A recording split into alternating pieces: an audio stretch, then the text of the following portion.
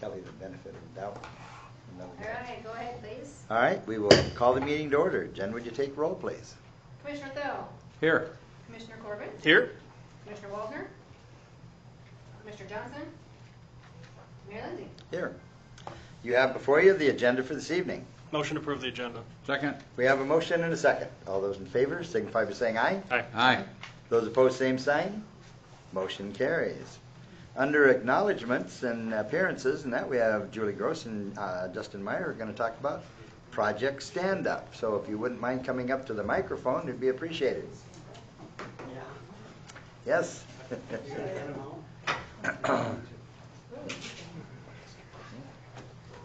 Thank you. Thank you.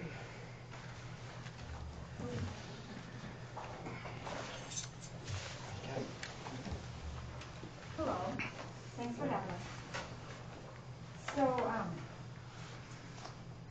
probably wonder why I'm involved in this, but Justin gave my name to someone, and so I've been kind of just helping Justin coordinate the project, so that project, which is been approved by the Attorney General's office, and what it is it's a way to stand up to drug crime in our community, and you know the LAC we're concerned with, of course, all things work related and the overall health and economic vitality of our community.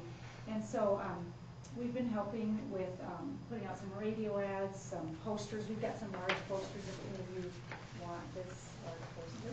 And we've got some smaller ones coming. We've distributed these bookmarks and these flyers to all the teachers at the school, and we'll be having a letter go out on the listserv from Justin and Officer Ben Gant this week, just to kind of bring some awareness so that people know if they see a drug crime, they can take action anonymously. So Justin can probably explain more about the program. Yeah, Project Stand Up was started by a gentleman by the name of Dave Bean up in DeSmet, where he's living at. And he had come to the Chiefs Association and the Sheriff's Association looking for a way for people to be able to assist law enforcement in helping curb the drug problem that we have in South Dakota. And what this is a way for people to remain extremely anonymous or exclusively anonymous and still send tips to law enforcement simply by texting the word drugs to 82257. And basically what it does is it runs them through a series of questions. It'll ask them what drugs, the suspect's name, where they're located, and they can continue to answer a number of questions throughout it, and it can get very informative for us. And then those are run through a system, and all of the sender's information is filtered out, and it comes then to law enforcement in an email. And so we can then use that information in ongoing investigations or start new investigations and hopefully help us curb the drug problem that is prevalent throughout the state at this date and time, unfortunately. Since we kicked this off a couple of weeks ago, we have received 2 tips just within the last couple of weeks. So it is working. I believe they've received hundreds of tips since it kicked off this spring throughout the state. So we just wanted to let you know this is something that we've been working on and bring your awareness to it. If anybody has any questions about it, if you come across anybody in the public that has questions, please send them to my office. I'd be more than happy to answer any of those questions. So do you have locations in that you're planning on putting the larger posters? We have one here at the office. We're looking for something a little bit smaller. These were quite bigger than what we had anticipated. Yeah, the state sent them to us. Yeah, and so we're looking at, once we get some smaller ones, we'll put them up in some businesses around town. We'll ask their permission, obviously. We did go up and speak with the teachers at the start of the school year. Officer Gant will be talking with some of the middle school kids as well about this program to get that information out. And then, as Julie stated, we'll be pushing out a letter to the parents so they're aware of it as well. In that way, especially when you're dealing with children, you know, they're very afraid of repercussions and are always wanting to help, but obviously don't want to be known as that person that did help law enforcement. So it gives them a way to reach out and remain anonymous. And this has already been on the radio from, because I've heard the commercials on the radio and that, so. Yes, it has. So it is something that if people listen to the stations and that, they will hear it, so. No, very good.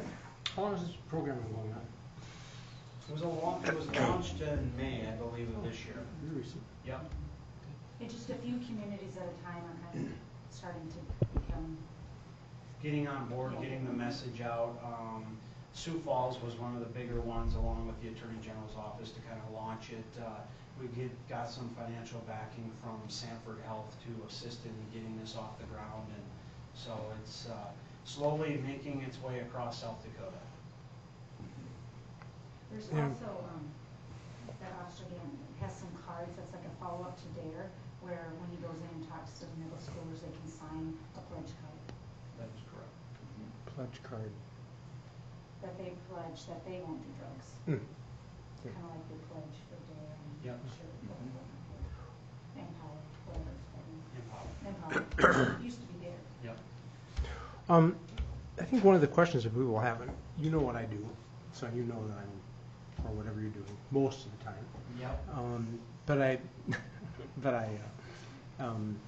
How are people going to know that this tip is going to be enough? I mean, that would be a question. I think there are some people who would respond to this, Sure. you know, but The company that's running this actually, through their computers, filters out all of their information. So if you were to send a text to somebody from your private phone, your number's gonna show up, even if it's not in their system. That information, the name, the phone number, any and all information associated with that cell phone is filtered out by a third company, or a third person, if you will, before it reaches our desk. So when it reaches my desk and it comes across our email system, it'll tell us the date of the tip, the time of the tip, the name, the drug, and any other pertinent information that they filled in, but it does not give us any of their information at all. That, I think, Kelly brings up a good point, is really important in order for people to really feel comfortable doing this. Sure. this is an incredibly powerful tool. It is. The anonymity is a key. Yes. It's so key to making People are always wanting to help, but they don't want to get involved, and we understand Right. that. And so we're hoping this is a tool that they know that they can maintain that anonymity. It's like aluminum. There you go. And help us and help their community and not only the community of Madison, but the entire state. So. Well, and you know, if this is advertised well enough, I can see even maybe towns that aren't participating, somebody can still reply to this and it'll get where it needs to go. And absolutely it will. It'll go through the Attorney General's office, which will then filter it to the Sheriff's office or the local police department as well. So if a tip goes in, they will determine where it belongs and will get it to us. Very good. And they are asked a series of questions. So if they type the word drugs, and let's just say, I don't know what the second question is, but if it's address, if they don't want to answer anything after that, if you pause a little bit, it'll just say something like, thank you for your help, or something like that, because before it was live, I did where I answered all the questions, and then where I didn't answer any. So, Yeah, you can just type in none and it'll ask you the next question, and if you don't have anything further, it'll just say thank you for, you can stop it at any time by entering the code, so. Sure. Other questions or comments? Very, very good. Thanks for Thank coming in. you. anybody want one of these large posters? Otherwise I can get small ones. Too many numbers, Brad. Chad wants They're really small. They They're big numbers, but they're really small. This is a great plan. I like it. Make Okay, is big there anything numbers anyone really wants small. removed from the consent calendar? The increase in my Motion to approve consent calendar? We have a motion and a second. All those in favor, signify by saying aye. Aye. Those opposed, same sign. Motion carries. Saying no old business, under new business, authorize the mayor to sign the agreement with the South Dakota Department of Transportation on the AIP 3-46-0029-014 2017 wetland mitigation, approximately 29.44 credits. And Chad, I'm going to ask you to address this because it appears to be the same title as last week, but I know it's a little bit different. Yes, thank you, Gunner. This is indeed different. This is for the South Dakota Department of Transportation's 5% share of the project. Last week's item was for the FAA's 90% share, so the two together obviously are 95%. And that's just the document. This is the document that makes that formal and finalizes that process for that. I can answer any questions, but it's quite that simple. Questions or comments? Not, do we have a motion? I'll make a motion, we approve the mayor to sign South Dakota DOT-AIP 3-4-0029-014 2017 wetland mitigation, approximately 29.44 credits. Second. Okay, we have a motion and a second. All those in favor signify by saying aye. Aye. Those opposed, same sign. Motion carries. Authorize the mayor to sign the grant agreement with the FAA. Same thing, AIP 346-0029-015 2017. Construct the parallel taxiway, the south end, phase 2 design. And again, I'll ask Chad to speak to this. Thank you, Your Honor. This is the design portion for the parallel taxiway. In the pre-application process, both the wetland mitigation and this design were grouped together. However, after the FAA reviewed that, they like them broken up for a variety of reasons. That's why we're going through two grants essentially here. And this one indeed is just for the design of the south end. It's not the construction yet. It's for a limit of $68,400. And again, this is like the previous FAA agreement that was considered last week for the wetland mitigation. This is for the 90% of those costs for that. Okay.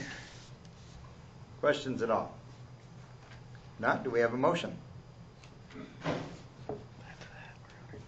I'll make a motion to approve new business item number 2. Second. We have a motion and a second. All those in favor signify by saying aye. Aye. Those opposed, same sign. Motion carries. Number 3, authorize the mayor to sign the agreement. Again, South Dakota DOT AIP 346-0029-015 2017. Construct parallel taxiway, south end phase 2. And again, Chad, I'm going to ask you to explain this just briefly. Yes, thank you. This is, again, the DOT portion of the south part of the taxiway design. Okay, 5% cost. Correct. Okay. Do we have a motion? So moved. Second. We have a motion and a second. All those in favor signify by saying aye. Aye. Those opposed, same sign. Motion carries. First reading of ordinance number 1595, appropriations for 2018. Okay. Jen, do you have anything to add to our discussions from the last few weeks? I don't. I can walk through this briefly, point out a few things. Okay. So choose, up That to would be you. good. Okay, I will be as brief as I can. After many departmental meetings and also 3 commission level meetings, you have in front of you ordinance number 1595, appropriations for year 2018. Section 1 are your expenditures. Broken down, first page details general government, public safety and public works. Turn with me to page 2. Public works continues, health and welfare, culture and rec, and then into conservation and development. Snapshot of all of the budget worksheet that we have been working with for the last several months. Includes expenditures of personnel, supplies and materials, repair and maintenance, and then also capital expenditures. All of our key capital expenditures and projects that we worked through during the budget process from this document here are all contained in our budget ordinance. We do have a change, something that we did not talk about during any of our meetings. We added this actually late on Friday, is an expenditure of $850,000 in the electric department under electric transportation and distribution for the potential purchase of a building. I'm going to defer to Mr. Lawrence, Utility Director, for a few comments. Thank you. Thanks, Pat. Over the past couple months, I've been working with East River to negotiate the purchase of their regulator shop, which is out in Highland, and have come to an agreement on price. We're working on the details of a purchase agreement to finalize it out, but the price has been set, which allows us to incorporate that into our budget. And that budget item is $850,000. When you look at the electric numbers, it looks like we're going to be a little bit short, but actually, due to some circumstances this year with our contractor and everything, we'll be able to carry over enough cash from this year's budget to cover that shortfall into next year. So cash will cover everything that we're short in the budgeting process. And just to add to that, if you haven't been down to the electric department and seen, the facilities down there that we've been maintaining, East River is looking at building a new facility. And so the opportunity was there, and not only does it give us one building, it gives us a number of buildings and 5 acres adjoining the city's public works department. So this is a very smart and very wise move on from the city standpoint, because now it'll put all of our departments right there where it'll be, the equipment will be handy, the maintenance will be handy. We'll be able to take out the fence that currently is located between East River and the city and make that one big area in that, for the city departments, I'm going to say. So this is a very exciting step forward for the electric department and the city of Madison. A lot of opportunity out there. Nothing's set in stone at this point, but it sure allows us to meet our needs for this foreseeable future. All right, back with me then to the budget ordinance, if you would, please. Page 3. About halfway down, we have total appropriations. Way to the right-hand column, your total there is $29,570,393.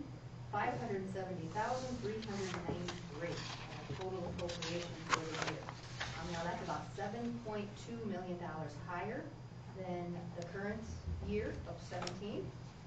Driven up in 2018 by a $2.2 million Center Street project, also a $1.2 million airport improvement project. We will be planning to retire about $1.5 million in debt service, and then also paying about $6.4 million in purchase power and transmission service expenses. Underneath that total appropriations line, we have capital outlay accumulation and capital replacement or depreciation. Those are the monies that we have agreed to move into our designated reserves, about $1.1 million of additional funds that we will add to our current reserves. Gives us the bottom line on that page, your total appropriations and accumulations of just over $30 million. Page 4, please. Section 2 is our revenue. First line there is sales tax. We hope to generate sales tax revenue in both the general fund and the second sales tax fund of $1,540,000. Property tax is budgeted at $1.8 million. And then operating revenue in our enterprise funds. Move across the page with me, if you would, to our water fund. Operating revenue there anticipated to be $1.8 million. Electric fund, $10.2 million, and sewer fund, $1.6 million. Next section there is your transfers in, followed by your reserves applied. Now we just said that reserves moved from liquid cash into designated reserves to increase our reserves. We're at $1.1 million. We anticipate expending $635,000 of current designated reserves, which brings you to your total revenue and reserves line item, which is up revenue-wise $4 million compared to this year's budget ordinance. Next line there is your unexpended balance. That's probably the most important line in this entire ordinance. That is the cash balances that we have agreed to put towards the year's worth of projects and expenditures. That line item is a lot higher than it has been in past years. We're looking to use $2.9 million of our current cash balances. That is driven up by the $1.5 million number there that you will see under the second sales tax fund, which is for just a large year of IIP projects for this year. Also nearly $1 million in general fund cash balance that we're going to put towards projects, personnel, and the day-to-day operations. Your total means of finance comes out to $30,901,639.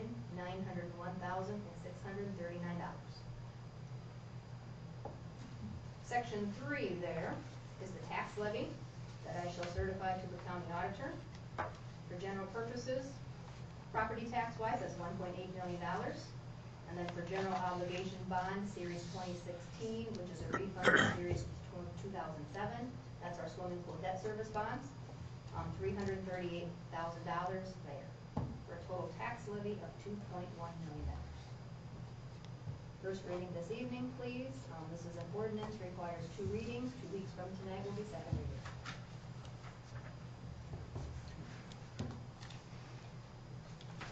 reading. Okay, questions or comments? All that without an electric rate increase. Yes? Yes. Yes. With Do we that, have- I'll make a motion, or acknowledge first reading of ordinance number 1595 for appropriations for 2018. Second. We have a motion and a second. All those in favor, signify by saying aye. Second. Just a Aye. second. Yes. This includes the West Center Street project too? Okay. Okay, we have a motion and a second. All those in favor, signify by saying aye. Aye. Those opposed, same sign. Motion carries. Number 5, bid number 865, review specs and set a bid date for the self-contained breathing apparatuses, and I'm going to ask Randy if you'd want to speak to that. Yeah, anyway, we're trying to get the ball rolling with our air packs, our SCBA's, putting together a spec sheet, so we can get out to our vendors, to start collecting bids and keep things rolling, I guess, is our plan. The total amount of air packs comes to 56 air packs, 112 SCBA bottles, and then 82 masks.